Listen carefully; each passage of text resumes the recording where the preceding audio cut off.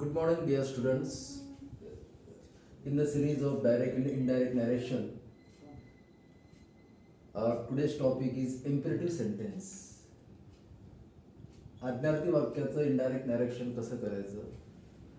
This is the last part. It is the fourth part. What is that? It is the part 4. Okay. Assertive, interrogative, exclamatory, and it is the last part. The changes tenses मध्ये याच्यात करायचा नसतो. फक्त जे काही verb असते सुरुवातीला त्याला टू लावून त्याचं इन्फिनिटीमध्ये रूपांतर करायचं असतं. नंतर पर्सनल प्रोनाउन्स याच्यामध्ये बदल करायचा असतो आणि पंक्च्युएशन ते हे काढायचंच असते, जे काही नियम आपले दिलेले आहेत. तर या ठिकाणी आपण 4 सेंटेन्स घेतलेला आहे आणि एक लेटरचं वाक्य घेतलेलं आहे. Okay, you remember that. आता रिपोर्टिंग वर्ब सेड, हे जे सेड आहे, ओके, रिपोर्टिंग वर्ब सेड, याच्यामध्ये आपल्याला अकॉर्डिंग टू टेन्स सेंटेन्स बदल करायचे असतात. इम्पेरेटिव्ह सेंटेन्स मध्ये ते बदल कोणते? रिपोर्टिंग वर्ब, कारण एक रिपोर्टिंग वर्ब सेडला म्हणतात रिपोर्टिंग वर्ब, आणि पंक्च्युएशन मध्ये जे वाक्य आहे त्याला म्हणतात रिपोर्टिंग स्पीच. तर रिपोर्टिंग वर्ब सेड बद्दल आपण अकॉर्डिंग टू द सेंटेन्स बदल करायचे असतात. त्याच्यामध्ये ask, told, advise, suggested, order, okay, command, okay. This reporting verb, हे जे काही रिपोर्टिंग वर्ब आहे ते आपण वापरत असतो अकॉर्डिंग टू सेंटेन्स, ओके, आणि दॅट कंजक्शन आपण वापरत नाही. काय बद्दल सांगितलं? रिपोर्टिंग वर्ब सेड बद्दल हे order, ask, told, advise, suggested, command जसं सेंटेन्स मध्ये दिलेलं आहे त्याच्यानुसार, आणि दॅट कंजक्शन वापरत नाही. आणि सेंटेन्स मधलं हे जे काही टू आहे, हे जे टू दिसते हे पण रिमूव्ह करायचं असते. ओके, तर एक एक सेंटेन्स आपण बघू. Okay, let us see. The teacher said to student, teacher said to student, keep away from the bad habits. म्हणजे शिक्षकांनी मुलाला सांगितलं की बॅड हॅबिट पासून दूर राहा. म्हणजे याच्यात काय केलेलं आहे? ऑर्डर दिलेली आहे, की आस्क दिलेला आहे, की टोल्ड दिलेला आहे, की ॲडवाइस दिलेला आहे, की सजेस्टेड केलेला आहे, की कमांड केलेला आहे. म्हणजे या ठिकाणी आपण काय म्हणू? टीचरने काय केलेलं आहे? सजेस्टेड केलेलं आहे, सूचना दिलेली आहे. ओके, तर सेंटेन्स कसं होईल? टीचर, ओके, सेड बद्दल सजेस्टेड किंवा ॲडवाइस वापरू शकता तुम्ही. सल्ला पण दिला पाहिजे, ॲडवाइस पण वापरू शकता. Never mind, advice, advice. Student, to काढून टाकला आपण. Teacher, advice, student. आता हे जे वर्ब असेल, इम्पेरेटिव्ह सेंटेन्स कसं ओळखायचं एका व्हिडिओमध्ये मी दिलेलं आहे. Imperative sentence starting from the verb. हे बघा, इथं वर्ब कीप, इथं ओपन, इथं गेट, इथं या ठिकाणी निगेटिव्ह झालेलं आहे ना. निगेटिव्ह करताना डोंट शब्द वापरत असतो आपण. हे शाउट, हे वर्ब आहे, बरोबर आहे. तर जे वर्ब आहे त्याला काय करायचं आहे? टू, टू लावायचं, एवढाच बदल आहे फक्त. ओके, म्हणजे इम्पेरेटिव्ह सेंटेन्सचं इनडायरेक्ट नरेशन करत असताना टू लावून त्याचं इन्फिनिटिव्ह मध्ये रूपांतर करायचं. इन्फिनिटिव्ह, इन्फिनिटिव्ह मध्ये रूपांतर करायचं.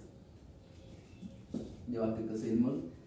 टीचर ॲडवाइस स्टुडंट टू, है ना, to keep, to keep away from bad habit. आणि पंक्च्युएशन काढून टाकलं. हे झालं डायरेक्टचं इनडायरेक्ट वाक्य. Teacher advice student to keep away from bad habits. झाला सेंटेन्स. दुसरा सेंटेन्स बघू. Customer said to Dhira please open the window. आता प्लीज शब्द आलेला आहे या ठिकाणी. ओके, तर याच्यासाठी एक रिपोर्टिंग वर्ब आपण लिहिलं नाही. Requested. What is that? Requested. Requested शब्द वापरायचा. रिक्वेस्टेड.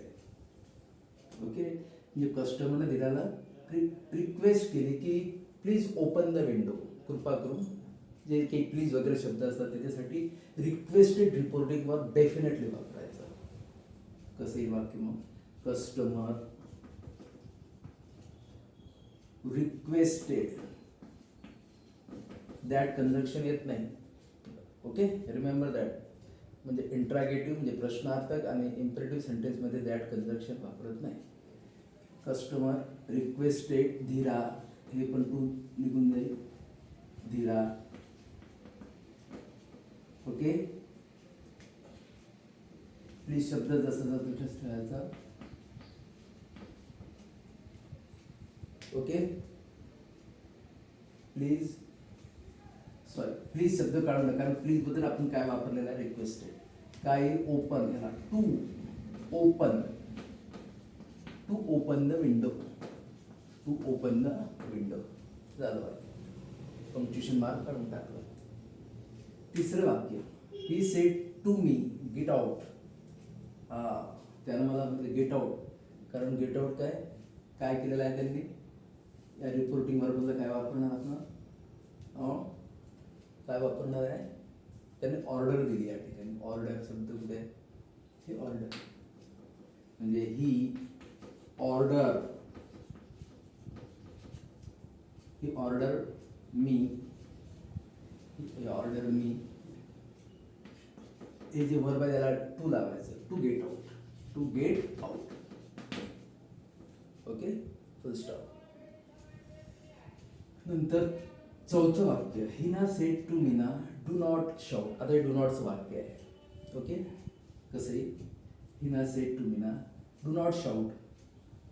म्हणजे सिम्पली त्यानं त्या ठिकाणी काय केलं? सांगितलं तिनं की तू ओरडू नको. बरोबर आहे. म्हणजे रिपोर्टिंग सेटबद्दल काय वापरू आपण? काय? टोल्ड.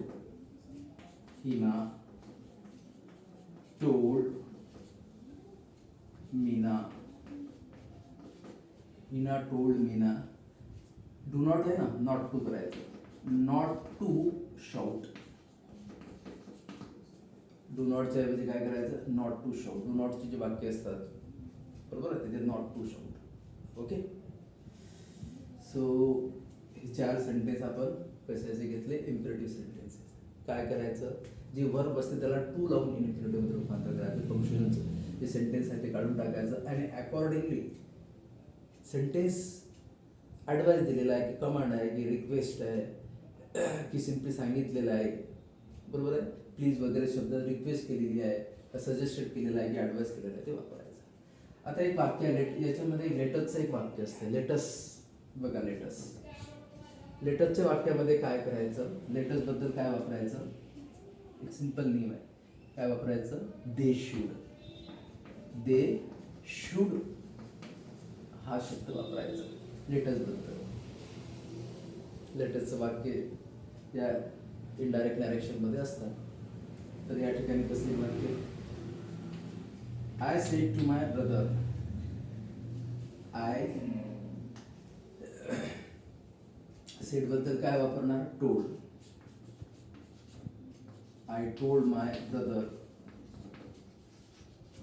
लेटस बद्दल काय सांगितलं? They should.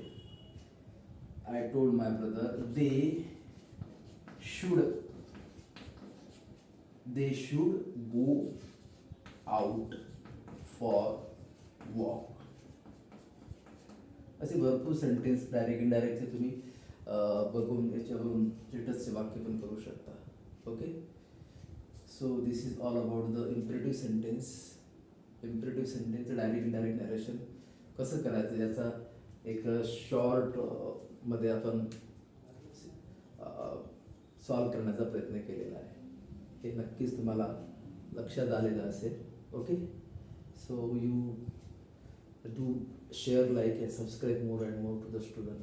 ओके, व्हिडिओ आवडला असेल नक्कीच शेअर करा. आणि जी कन्सेप्ट आहे डायरेक्ट इनडायरेक्टची, तर या ठिकाणी आपण पार्ट 1, पार्ट 2, पार्ट 3 आणि पार्ट 4 डायरेक्ट इनडायरेक्टचे घेतलेले आहेत.